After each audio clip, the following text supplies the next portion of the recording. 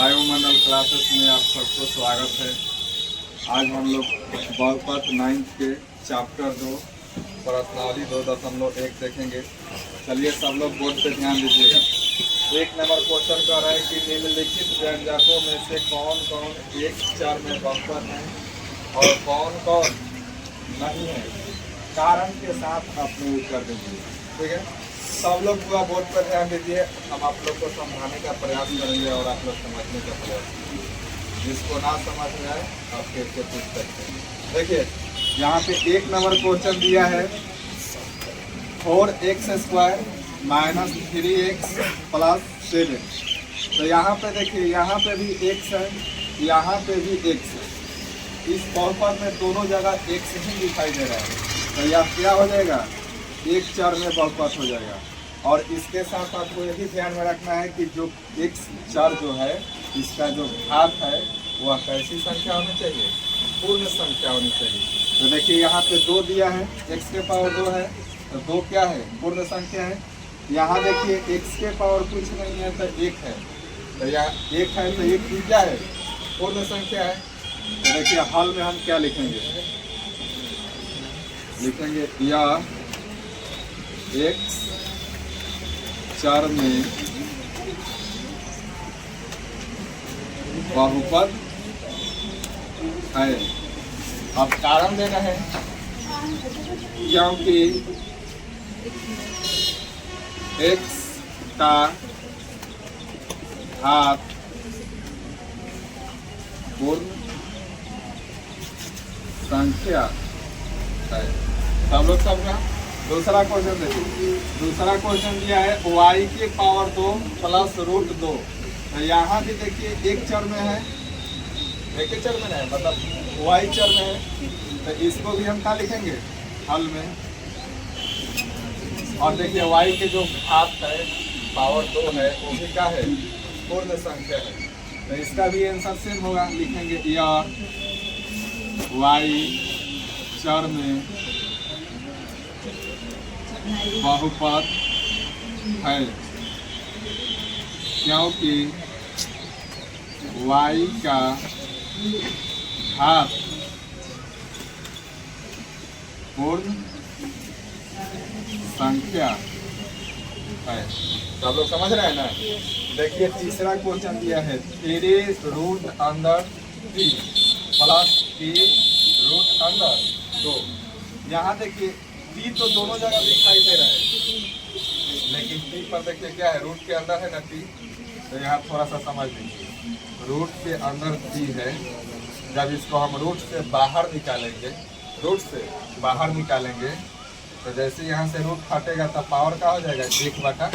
तो अब बताइए 1/2 यह पूर्ण संख्या है, नहीं है, इसलिए यह क्या हो जाएगा, बहुपद नहीं होगा। तो लिखेंगे हल में या t चर में बहुपद नहीं, क्योंकि t का घात पूर्ण संख्या नहीं। सब लोग समझ रहे हैं ना।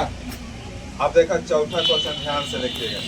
दिया है y + 2/y। तो यहाँ देखिए, यहाँ भी y दिखाई दे रहा है, यहाँ भी y दिखाई दे रहा है। लेकिन अगर यहाँ जो बटा में y दिखाई दे रहा है, इसके जगह पे अगर कोई और अंक होता तब हम इसको y चर में बहुपद कह सकते थे। लेकिन यहाँ 2/y है, तो देखिए 2/y।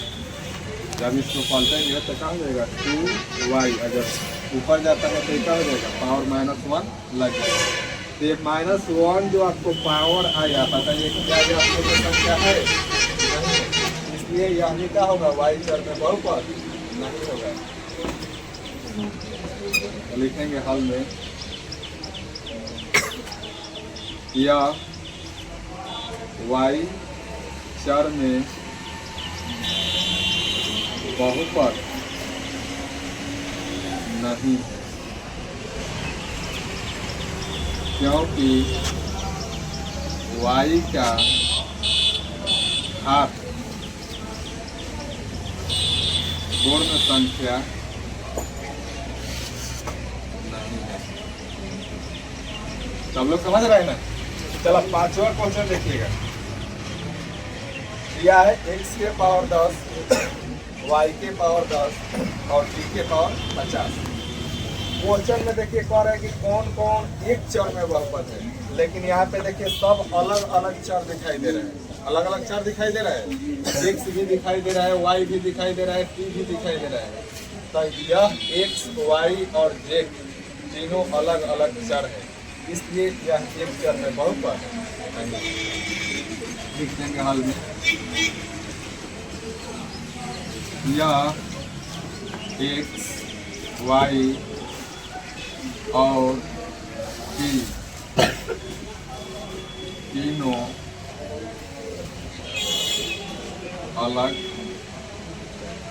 अलग चर है, इसलिए यह एक चर में बहुपद नहीं है। सब लोग समझे? हम उम्मीद करते हैं कि आप सब लोग समझ रहे हैं। ठीक है, जिसको ना समझ में आया हो पूछ सकते हैं, अगर समझ गए हो तो अच्छी बात है। ठीक है।